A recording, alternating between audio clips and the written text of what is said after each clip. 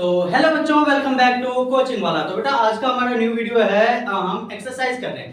Exercise हम 3.2 कर रहे हैं, जिसमें से हमने फर्स्ट क्वेश्चन, सेकंड क्वेश्चन और थर्ड क्वेश्चन लास्ट वीडियो में कंप्लीट किया था। लास्ट दो वीडियो में हमने कंप्लीट किया था, जिसमें हमने पहला क्वेश्चन भी कर लिया था और दूसरा तीसरा भी क्वेश्चन कर लिया था। तो आज हम करने वाले हैं बेटा अपना एक्सरसाइज 3.2 चैप्टर नंबर 3 का एक्सरसाइज 3.2 का हम करने वाले हैं फोर्थ क्वेश्चन। चैप्टर का नाम आप सभी को आई होप क्लियर हो, क्या है? Pair of linear equation in two variables. ठीक है, तो ये चैप्टर का नाम था। तो आज हम कौन सा बेटा फोर्थ क्वेश्चन अपना कंप्लीट करेंगे, फोर्थ और फिफ्थ। फिर नेक्स्ट वीडियो में हम सिक्स्थ और सेवंथ क्लियर करेंगे। ठीक है, मैंने सिलेबस में बता दिया था आपके 3.2, 3.3 और 3.4 तीन एक्सरसाइज ओल्ड बुक के हिसाब से आ रही है। आपकी न्यू बुक में आपकी सिलेबस ऑलरेडी कट ऑफ होगी, तो आपको टेंशन लेने की जरूरत नहीं है न्यू बुक के अकॉर्डिंग टू।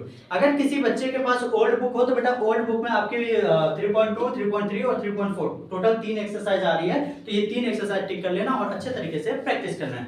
हम धीरे धीरे वीडियो अपना कंप्लीट कर रहे हैं। ठीक है, तो एक एक question first chapter second chapter हो गया। अब थर्ड चैप्टर को पहुंचे, तो थर्ड चैप्टर भी जितना जल्दी हो सके उतना जल्दी हम कंप्लीट करेंगे। तो देखो फोर्थ क्वेश्चन आप सभी को दिख ही रहा होगा क्या लिखा है, तो बोर्ड पे दिख ही रहा होगा फोर्थ क्वेश्चन क्या है। देखो फोर्थ क्वेश्चन में लिखा है which of the following pairs of linear equation are consistent और इनकंसिस्टेंट। मतलब कि हमें इक्वेशन दिया रहेगा, इक्वेशन को सॉल्व करके बताना है कि कौन सा हमारा कंसिस्टेंट और इनकंसिस्टेंट है। अगर हमारी कोई जो हम इक्वेशन को सॉल्व करेंगे, इक्वेशन को सॉल्व करने के बाद अगर कंसिस्टेंट आ रही है तो उसको हमें किस पे बेटा ग्राफिकल मेथड के अकॉर्डिंग टू सॉल्व करके दिखाना है। ठीक है, तो देखो कंसिस्टेंट और इनकंसिस्टेंट कहां आती थी आपको पता ही होगा, हमारी कोइंसिडेंट वाली लाइन। कोइंसिडेंट मतलब पैरेलल लाइन में जो हमारी तीनों इक्वल होती थी वो हमारी कोइंसिडेंट लाइन होती थी। और कोइंसिडेंट क्या होती थी? कंसिस्टेंट लाइन कहलाती थी। ठीक है, या फिर दो लाइन आपस में इक्वल हो, तीसरा नॉट इक्वल टू हो, तो वो भी हमारी किस में आ जाती थी बेटा?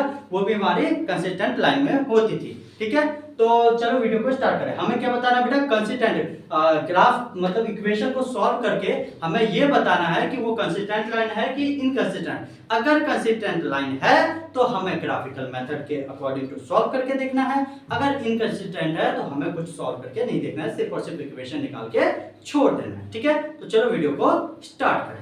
तो देखो बेटा क्या लिखा है, पहले इक्वेशन में हमारा है x + y = 5 और दूसरा इसी का दूसरा पार्ट इक्वेशन का क्या है 2x + 2y = 10। मतलब इस हिसाब से हमें क्या निकालना है बेटा? पहले रेशियो के फॉर्म में फाइंड कर लें कौन सा किसके इक्वल है, तभी तो हम उस हिसाब से फाइंड करके निकालेंगे ना। लास्ट हमने दो सेकंड और थर्ड क्वेश्चन भी तो ऐसे ही अटेम्प्ट किया था ना बेटा। हम कोइंसिडेंट लाइन को पहले रेशियो के फॉर्म में इक्वल करके देखते थे कि इक्वेशन इक्वल है कि नहीं, पहला इक्वेशन दूसरे इक्वेशन के इक्वल है कि नहीं, ऐसे चेक करते थे। तो देखो पहले वाले लाइन में हमारा a1 किसके इक्वल है बेटा? a1 हमारी यहाँ पे कुछ नहीं है, जिस वेरिएबल के पीछे कुछ नहीं होता है तो उस वेरिएबल के पीछे क्या होता है? 1 होता है। तो a1 हमारा किसके इक्वल है बेटा? 1 के इक्वल। फिर कॉमा b1 किसके इक्वल है बेटा?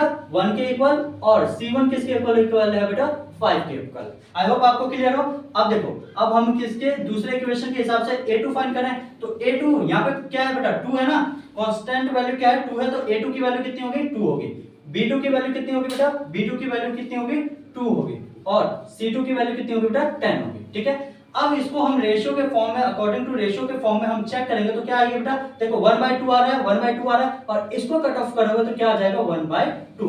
मतलब कि रेशियो क्या हो जाएगा? a1/a2 इक्वल्स टू में b1/b2 इक्वल्स टू में क्या हो जाएगा बेटा? c1/c2। मतलब फर्स्ट इक्वेशन सेकंड इक्वेशन के बिल्कुल तीनों लाइन आपस में इक्वल है। क्या हो रही है बेटा? a1/a2 इक्वल्स टू में b1/b2 इक्वल्स टू में c1/c2। मतलब तीनों रेशियो के फॉर्म में हमारी क्या आ रही है? हमारी इक्वल आ रही है। तो हम लाइन क्या लिखेंगे? देखो लाइन क्या लिखेंगे बेटा? तो देखो बेटा क्या हो जाएगी, हम लिखेंगे system of equation is coincident, क्या लिखेंगे? Consistent and graph represents coincident line. मतलब हमारी ये तीनों रेशियो इक्वल हो रही है तो उसको हम क्या बोलते थे बेटा? कोइंसिडेंट लाइन कहते थे। क्या कहते थे? कोइंसिडेंट लाइन कहते थे। तो ये हमारी तीनों रेशियो जब इक्वल होती है कोइंसिडेंट लाइन कहलाती है। और कोइंसिडेंट लाइन किसके इक्वल था? हमारे कंसिस्टेंट के इक्वल। किसके था? कंसिस्टेंट के इक्वल। ठीक है, तो ये हमारा क्या होगा बेटा? ग्राफ पे शो हो करके दिखाना है। तो ग्राफ पे आप शो करके देख लेना। अब देखो आगे हम क्या करेंगे बेटा? नॉर्मल सी बात है, इक्वेशन क्या था? x + y = 5। तो हमें क्या बनाना है बेटा? अपना एक टेबल बनाना है। टेबल बना लिए। ठीक है, ये टेबल बना लिए बेटा x और y के लिए। फिर ये दूसरा इक्वेशन लेंगे, दूसरा इक्वेशन क्या था 2x प्लस में 2y इक्वल्स टू 10, ठीक है, 2x plus 2y equals to 10। तो इसके हिसाब से हम x y की वैल्यू लेंगे। तो यहां से हम क्या बनाएंगे बेटा, पहले इस इक्वेशन के लिए टेबल बना लेंगे और फिर दूसरे इक्वेशन के लिए हम क्या बनाएंगे, प्रॉपर अपना टेबल बना लेंगे। टेबल की वैल्यू निकालने के बाद आपको क्या करना है, सिंपल सा ग्राफ पे शो करके आपको दिखाना है और कुछ नहीं करना है। चलो मैं टेबल फाइंड कर देता हूं, फिर आप ग्राफ पे शो करके दिखा देना। देखो x plus y equal to 5 है। अगर x की वैल्यू 1 लोगे, अगर x की वैल्यू 1 हो गया तो बेटा 1 इसमें से माइनस हो जाएगा, तो y की वैल्यू कितनी आ जाएगी बेटा 4 हो जाएगी, ठीक है। अगर आप y की वैल्यू 1 ले रहे हो, y की वैल्यू 1 ले रहे हो तो x की वैल्यू कितनी आ जाएगी बेटा 4 आ जाएगी। अगर आप x की वैल्यू 0 ले रहे हो तो y की वैल्यू कितनी आ जाएगी 5 आ जाएगी। आई होप ये समझ में आ गया। अब चलो सेकंड पे देखते हैं। अगर बेटा आप x की वैल्यू 0 पुट कर रहे हो तो y की वैल्यू इसमें से जाएगी, क्या आ जाएगी डिवाइड में, तो y की वैल्यू कितनी आ जाएगी 5 आ जाएगी, ठीक है। अगर आप y की वैल्यू 0 ले रहे हो तो x की वैल्यू कितनी आ जाएगी बेटा 5 आ जाएगी। आई होप आपको अच्छे तरीके से क्लियर हो, ठीक है। अगर आप x की वैल्यू 1 पुट कर रहे हो, x की वैल्यू 1 पुट कर रहे हो, 1 क्यों कर रहे हो बेटा 2 पुट कर लेते, सॉरी 1 ही पुट करते हैं। x की वैल्यू 1 पुट करोगे तो कितना 2 1 जा 2 आ जाएगा, तो 10 में से 2 जाएगा तो 8 बचेगा, तो 4 से डिवाइड करोगे तो कितना आ जाएगा 8 को 2 से डिवाइड करोगे तो कितना आ जाएगा बेटा 4 2 जा 8 आ जाएगा। तो यहाँ पे कितना आ जाएगा 4। अगर x की वैल्यू 1 पुट कर रहे हैं तो y की वैल्यू कितनी आ रही है 4 आ रही है। तो आई होप आपको अच्छे तरीके से क्लियर हो। ये हमारा फोर्थ क्वेश्चन का फर्स्ट पार्ट कंप्लीट होता है, ठीक है। अब हम मूव करते हैं बेटा अपने सेकंड क्वेश्चन पे, ठीक है। तो देखो आपको मैंने बता दिया कंसिस्टेंट लाइन बन गई। कौन सी बेटा कंसिस्टेंट लाइन बन गई, तो कंसिस्टेंट लाइन में हमने क्या बेटा टेबल बना करके हमने शो करके दिखा दिया है। अब आपको क्या करना है बेटा, सिंपल से ग्राफ पे आपको शो करके दिखाना है और कुछ नहीं। मैंने क्या बताया, हमने हमारे इक्वेशन के हिसाब से क्या हो रही है बेटा, तीनों रेशियो इक्वल में आ रही है। हमारी तीनों रेशियो इक्वल में जब आती है तब हमारी कंसिस्टेंट लाइन बनती है, और कंसिस्टेंट लाइन बनती है तो उसको हम क्या कहते हैं कंसिस्टेंट लाइन कहते थे। और कंसिस्टेंट लाइन के हमें क्वेश्चन में क्या बोला रखा था कि अगर आपके पास कंसिस्टेंट लाइन बन रही है तो उसको ग्राफ पे शो करके दिखाना है। तो मैंने टेबल भी निकाल दिया, ठीक है। पहले इक्वेशन के हिसाब से ये टेबल निकल रही है, दूसरे इक्वेशन के हिसाब से ये टेबल निकल रही है। अब हमें नॉर्मली क्या करना है, ग्राफ पे शो करके दिखाना है। तो वो मैंने इंट्रोडक्शन पार्ट में बता रखा था, आप वहां से जाकर के देख करके ग्राफ पे शो करके बता सकते हो, ठीक है। तो अब हम बेटा इसका सेकंड पार्ट करते हैं। तो चलो स्टार्ट करें सेकंड पार्ट। तो चलो बेटा अब हम अपने सेकंड पार्ट स्टार्ट करते हैं। सेकंड पार्ट देखो क्या बोल रखा है, इक्वेशन में है x - y = 8 और सेकंड इक्वेशन में क्या है 3x - 3y = 16। हमारे पास ये दो इक्वेशन दे रखी थी, फर्स्ट और सेकंड इक्वेशन दे रखी है। अब हम क्या करेंगे बेटा, अपना रेशियो के अकॉर्डिंग टू हम क्या करेंगे बेटा चेक करेंगे। तो ठीक है, देखो पहले इक्वेशन के हिसाब से a1 की वैल्यू क्या आ रही है बेटा, a1 की वैल्यू कितनी आ रही है 1 आ रही है, ठीक है। b1 की वैल्यू कितनी आ रही है बेटा, यहाँ पे कुछ नहीं है, माइनस का भी साइन है तो मतलब कि कितना -1 आ रही है। और c1 की वैल्यू कितनी आ रही है बेटा प्लस का 8 आ रहा है, ठीक है। अब दूसरे इक्वेशन के हिसाब से a2 की वैल्यू फाइंड करेंगे तो a2 की वैल्यू कितनी आ रही है बेटा 3 आ रही है। b2 की वैल्यू कितनी आ रही है बेटा माइनस का है 3, तो हमारे b2 की वैल्यू कितनी आ रही है माइनस का 3, और c2 की वैल्यू कितनी आ रही है बेटा प्लस का 16 आ रहा है, ठीक है। आई होप आपको अच्छा तरीके से क्लियर हो। देखो a1 की वैल्यू कितनी आ रही है बेटा, a1 की वैल्यू a1 की 1 आ रही है, b1 की -1 और c1 की 8 आ रही है। a2 की वैल्यू 3 आ रही है, b2 की वैल्यू कितनी आ रही है माइनस का 3, और c2 की वैल्यू कितनी आ रही है 16 आ रही है, ठीक है।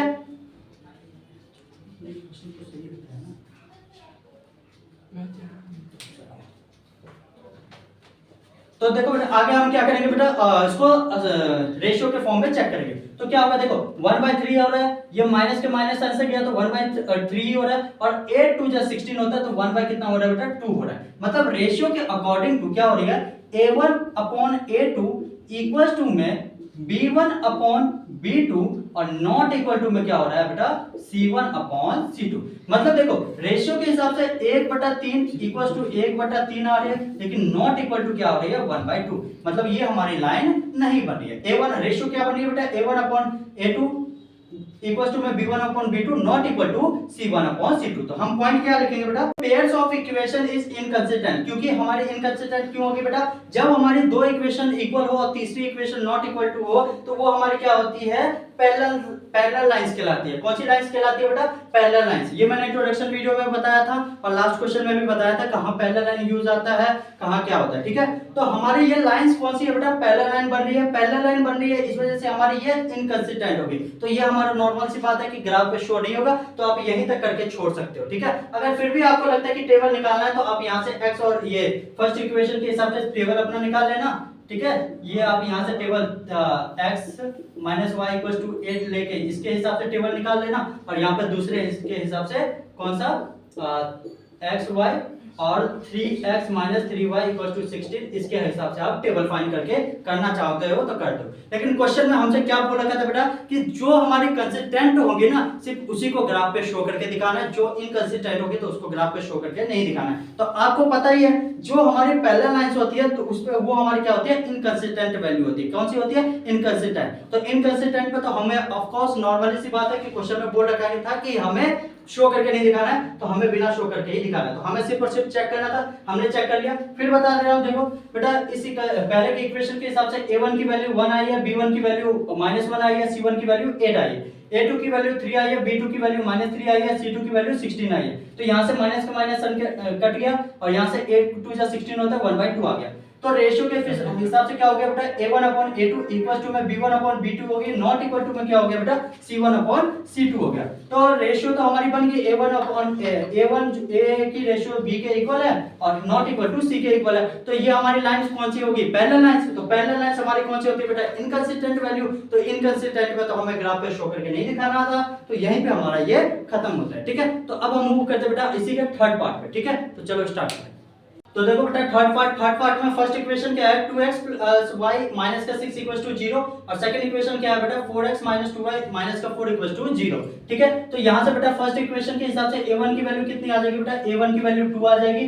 ठीक है, b1 की वैल्यू कितनी आ जाएगी बेटा, b1 की वैल्यू यहां पे कुछ नहीं है वेरिएबल के साथ तो मतलब 1 हो जाएगी, और c1 की वैल्यू कितनी आ जाएगी बेटा माइनस का 6। कितना, माइनस का 6। ठीक है, अब यहां से a2 की वैल्यू कितनी आएगी बेटा, a2 की वैल्यू देखो 4 आ जाएगी। ठीक है, b2 की वैल्यू कितनी आएगी बेटा, b2 की वैल्यू हमारी यहां से माइनस का 2 हो जाएगा। कितना, माइनस का 2।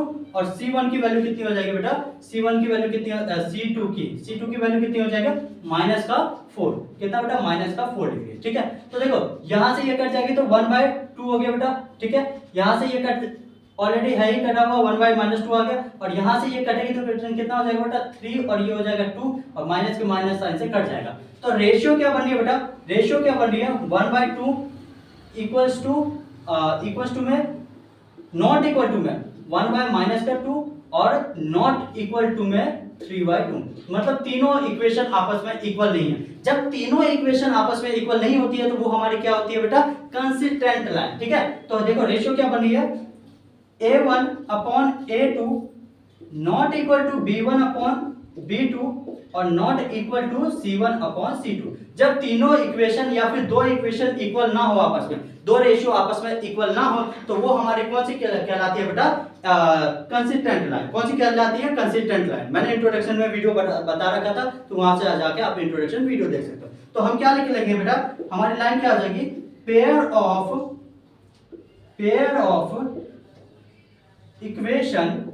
Of equation is consistent line,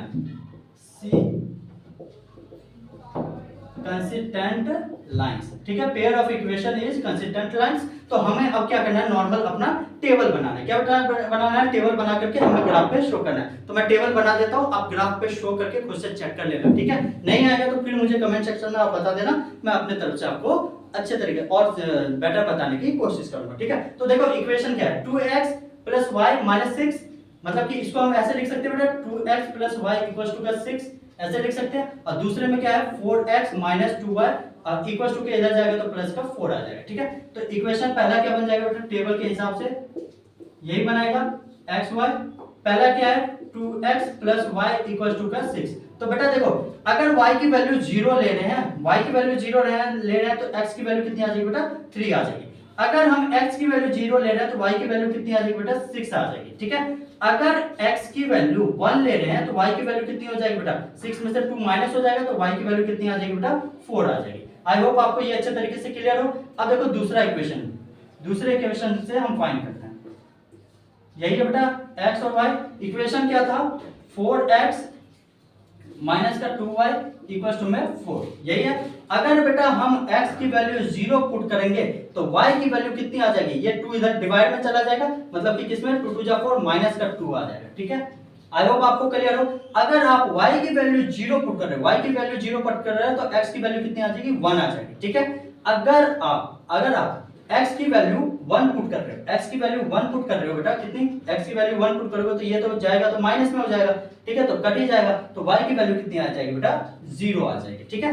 अगर आप x की वैल्यू 1 पुट कर रहे हो तो y की वैल्यू 0 आएगी, ठीक है। आई होप आपको क्लियर हो। नहीं हो रहा तो ये आप यहां तक टेबल बना, नहीं हो रहा है तो एक काम करो, ये करो कि आप एक काम करो, x की वैल्यू 2 पुट करो, x की वैल्यू 2 पुट करोगे तो ये कितना 8 आ जाएगा, इधर जाएगा तो माइनस का 4 बच जाएगा, 8 में से 4 प्लस का माइनस ही होगा तो माइनस का 4 बच जाएगा, इससे माइनस का माइनस साइन से कट जाएगा, तो 4 और 2 को डिवाइड करना है तो कितना बच जाएगा बेटा 2 आ जाएगा।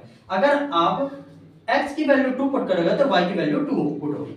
आई होप आपको अच्छे तरीके से क्लियर हो। ये हमारे इक्वेशन के हिसाब से टेबल बन गई, ये फर्स्ट टेबल है, ये सेकंड टेबल, ये हमारी कंसिस्टेंट लाइन बन रही है। तो कंसिस्टेंट लाइन के हिसाब से हमें क्या करना है बेटा, ग्राफ पे शो करके दिखाना है। तो नॉर्मली आप ग्राफ पे शो करके दिखा देना, ठीक है। ग्राफ आपको पता ही होगा, एक सीधी लाइन, कुछ x की तरफ पॉजिटिव का, कुछ नेगेटिव का, कुछ y पॉजिटिव का, कुछ y नेगेटिव का, और उसको हमें क्या करना है बेटा, कंसिस्टेंट लाइन को क्या करना है, शो करके दिखाना है, ठीक है। तो थर्ड पार्ट क्लियर होता है। अब हम मूव करते हैं बेटा अपने फोर्थ पार्ट पे। आई होप आपको अच्छे तरीके से समझ में आया, ठीक है। तो मूव करते हैं बेटा नेक्स्ट पार्ट, फोर्थ पार्ट।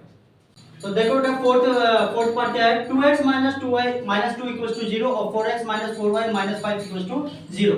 तो इसके हिसाब से बेटा इक्वेशन के हिसाब से हम वेरिएबल वैल्यू निकाल लेते हैं। तो बेटा यहाँ से क्या आएगा, a1 की वैल्यू कितनी आ जाएगी बेटा 2 आ जाएगी, ठीक है।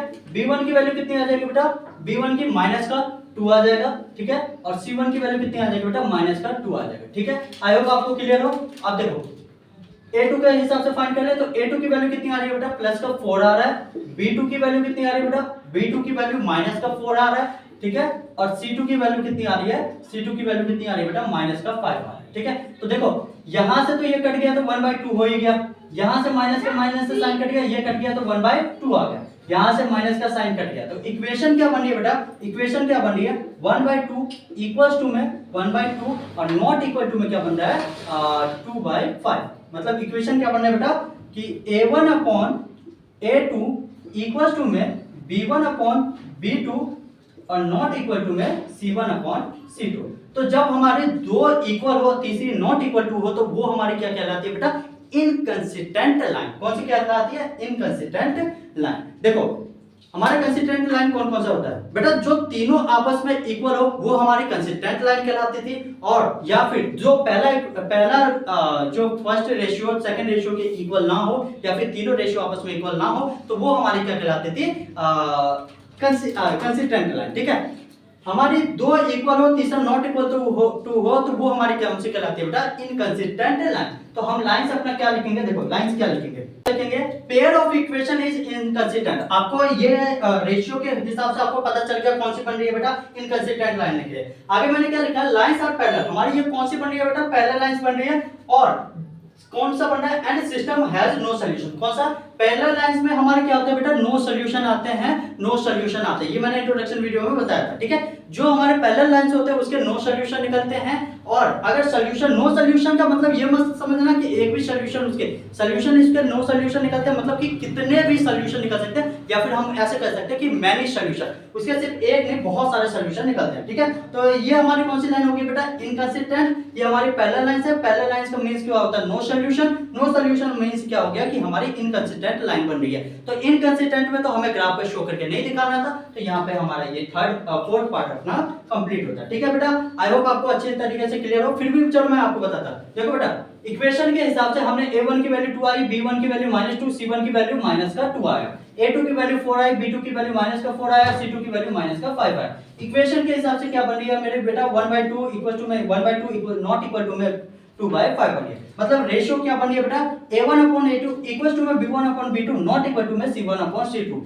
जो दो इक्वेशन जो दो रेशियो इक्वल हो, तीसरा नॉट इक्वल टू होता है, तो वो हमारी क्या होती है बेटा, पैरेलल लाइंस होती है। पैरेलल लाइन में हमारी नो सॉल्यूशन होती है। पैरेलल लाइन जब आई तो समझ जाना वो हमारी कौन सी होती है बेटा, इनकंसिस्टेंट होती है। कंसिस्टेंट का क्या होता था बेटा, कंसिस्टेंट का फॉर्मूला याद है आपको अच्छे तरीके से, जो हमारी तीनों लाइन आपस में इक्वल हो, या फिर जो हमारी लाइन दो रेशियो हमारी इक्वल ना हो, वो हमारी क्या कहलाती थी, कंसिस्टेंट लाइन कहलाती थी, ठीक है।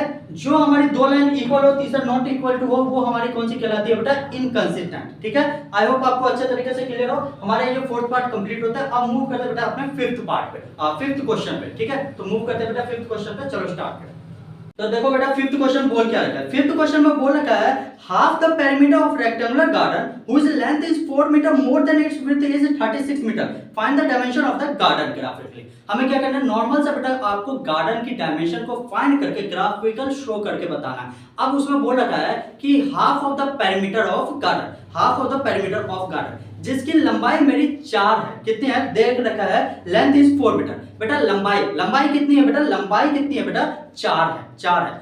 आगे क्या लिखा है, more than is width is 36, मतलब total perimeter of rectangle, perimeter of garden का रेक्टेंगल कितना दे रखा है बेटा 36 मीटर हमारे पास दे रखा है। कितना दे रखा है बेटा 36 मीटर हमें पेरीमीटर ऑफ रेक्टेंगल दे रखा है। आई होप आपको अच्छे तरीके से क्लियर हो। पेरीमीटर ऑफ रेक्टेंगल ऑलरेडी हमारे पास दे रखा है 36 मीटर, जिसमें से बोल रखा है length is 4 than its width, मतलब चौड़ाई से ये मान लो ये चौड़ाई है, देखो लंबाई क्या होती है बेटे, ये सीधी लाइन लंबाई होती है, चौड़ाई आपकी ये होती है। तो चौड़ाई से 4 मेरे पास लंबाई क्या है बेटा अधिक है, 4 हमारे पास लंबाई क्या है अधिक है। तो इक्वेशन क्या बनेगी, देखो इक्वेशन हमारी ऐसी बनेगी ना बेटा x प्लस 4 इक्वल टू में y, मतलब equal x plus x plus 4 equal to में y। लेकिन इक्वल लाने के लिए इक्वल इस हमें तो पता भैया क्या कि लंबाई में 4 अधिक है, चौड़ाई से लंबाई हमारी क्या है 4 अधिक है। तो इक्वल टू लाने के लिए मैं इक्वेशन क्या बनाऊंगा बेटा, इक्वेशन क्या बनाऊंगा x इक्वल टू में y प्लस 4, किसमें ऐड करूंगा बेटा 4 ऐड करूंगा, ठीक है y में। तो देखो हमने बेटा लंबाई को क्या मान रखा है x मान रखा है, चौड़ाई को क्या मान रखा है y मान रखा है। आई होप आपको क्लियर हो। लेंथ ऑफ द गार्डन हमने f मान रखा और ब्रेथ ऑफ द गार्डन क्या मान लिया है y मान लिया।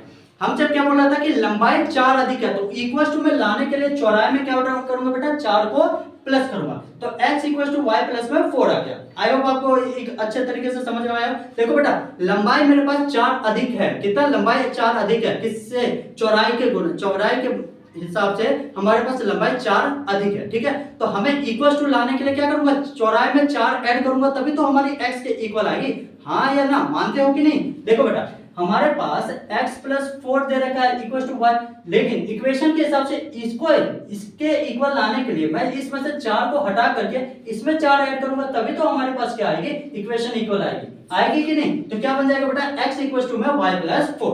तो पहले उस हिसाब से इक्वेशन बनाएंगे तो क्या आ जाएगा बेटा x minus y equal to में 4, ये हमारी क्या होगी फर्स्ट इक्वेशन होगी। अब हमसे बोल रखा था perimeter of rectangle, perimeter of garden कितना दे रखा था 36 मीटर, मतलब कि लंबाई प्लस चौड़ाई को जोड़ करके कितना आ रहा है बेटा 36 मीटर आ रहा है, ठीक है। यहां तक आपको समझ में आ गया। अब देखो इक्वेशन के हिसाब से फर्स्ट इक्वेशन ये होगी, सेकंड इक्वेशन होगी ये होगी। इक्वेशन फर्स्ट के हिसाब से हमने क्या बनाया बेटा अपना टेबल बनाया, क्योंकि हमें क्या करना था ग्राफ पे शो करके भी दिखाना था, तो टेबल बनाया। जब आप x की वैल्यू 10 लोगे तो y की वैल्यू कितनी आएगी बेटा 6 आएगी। जब इस इक्वेशन में आप x की वैल्यू 10 पुट करोगे तो y की वैल्यू 6 आएगी। जब इसी इक्वेशन में आप y की वैल्यू 8 पुट करोगे तो x की वैल्यू कितनी आएगी 12 आएगी, ठीक है। और जब इसी इक्वेशन में आप y की वैल्यू 16 पुट करोगे तो x की वैल्यू कितनी आएगी बेटा 20 आएगी। आई होप आपको क्लियर हो। ये हमारे फर्स्ट इक्वेशन के हिसाब से टेबल बन गई, ठीक है, आप शो करके देख सकते हो। अब देखो सेकंड इक्वेशन क्या था, x minus y equal to में 36, कितना आता बेटा x प्लस आएगा बेटा x plus y equal to में 36। जब आप बेटा x की वैल्यू 20 पुट करोगे तो y की वैल्यू 16 आएगी, और जब y की वैल्यू 12 पुट करोगे तो x की वैल्यू 24 आएगी, ठीक है। जब आप y की वैल्यू 12 पुट करोगे तो x की वैल्यू 24 आएगी, ठीक है। जब आप बेटा x की वैल्यू 12 पुट करोगे तो y की वैल्यू कितनी आएगी 24 आएगी। ये हमारे सेकंड इक्वेशन के हिसाब से टेबल बन गई, ठीक है, टेबल बन गई। अब हमें क्या करना था बेटा ग्राफिकल शो करना था, तो ग्राफिकल आप शो करके दिखा सकते हो, ठीक है। तो हमें क्या करना था बेटा सिंपल से ग्राफ पर शो करके आपको पॉइंट जहां पे कटेगी, कट ऑफ होगी, वो हमारी क्या होगी x और y की वैल्यू फाइंड होगी, ठीक है। आपको तो पता ही होगा कैसे कर सकते हैं। तो हमें क्या था x और y की वैल्यू फाइंड करनी थी, तो हमने ग्राफ पे शो करके आप x और y की वैल्यू फाइंड करोगे तो x की वैल्यू कितनी आएगी बेटा 20 आएगी, 20 आएगी। 20 का मतलब कितना हो गया, x की वैल्यू कितनी आ रही है बेटा, x की वैल्यू कितनी आएगी, देखो टोटल 36 मीटर हमसे बोल रखा था, तो x की वैल्यू कितनी आएगी बेटा बता दो, x की वैल्यू कितनी आएगी 16 आएगी, x और y की वैल्यू कितनी आएगी 16 आएगी, ठीक है। तो हमसे कितना बोला था इक्वेशन के हिसाब से हमें क्या था x equal to y plus 4, तो 16 प्लस 4 करेंगे, 16 प्लस 4 करेंगे, मतलब y की वैल्यू कितनी आ रही है 16, तो y की वैल्यू तो हमें पता चल गई कितनी, y की वैल्यू कितनी आएगी, इस दोनों टेबल के हिसाब से हमारे पास y की वैल्यू कितनी आ रही है बेटा 16 आ रही है। मतलब ब्रेथ की वैल्यू कितनी आ रही है बेटा, ब्रेथ की वैल्यू कितनी आ रही है बेटा 16 आ रही है, ठीक है। आई होप आपको क्लियर हो। हमें क्या निकालना था, लेंथ भी निकालना था, ब्रेथ तो हमें पता चल गया 16 है, तो भैया लेंथ फाइंड करने के लिए क्या करेंगे, इक्वेशन मेरे पास क्या था x इक्वल टू में y प्लस 4, तो x इक्वल टू में y की वैल्यू कितनी पुट करेंगे बेटा, y की वैल्यू 16 पुट करेंगे, तो 16 प्लस 4 कितना होता है 20, तो x की वैल्यू कितनी आ गई बेटा 20 आ गई, 20 मीटर। तो ये x हमारा क्या हो गया बेटा लंबाई हो गई, लंबाई की वैल्यू कितनी है 20 मीटर, लंबाई की वैल्यू कितनी है बेटा 20 मीटर, और चौड़ाई की वैल्यू कितनी आई है 16 मीटर। आई होप आपको ये क्वेश्चन अच्छे तरीके से क्लियर हो। तो बेटा जो भी आपको डाउट हो या जो कॉन्सेप्ट आपको समझ में ना आया हो इस वीडियो में, तो आप मुझे कमेंट सेक्शन में जरूर पूछ लेना, मैं अपने तरफ से समझाने की कोशिश करूंगा। तो जिस बच्चे को भी ऑफलाइन सेंटर पढ़ना हो तो बेटा आप ऑफलाइन का मैंने एड्रेस दे रखा है सेंटर का, वहां पे आके विजिट करके पढ़ सकते हो, और बाकी आप चैनल पे भी जाकर के वहां पे फॉलो कर लेना, ठीक है। तो मिलते हैं बेटा नेक्स्ट वीडियो में, तब तक अपना ध्यान रखना, अच्छे तरीके से रहना। हम नेक्स्ट वीडियो में बेटा अपना 6th और 7th part third exercise 3.2 complete करेंगे। नेक्स्ट वीडियो में हम 6th और 7th पार्ट अपना कंप्लीट करेंगे, तो तब तक के लिए बाय बाय।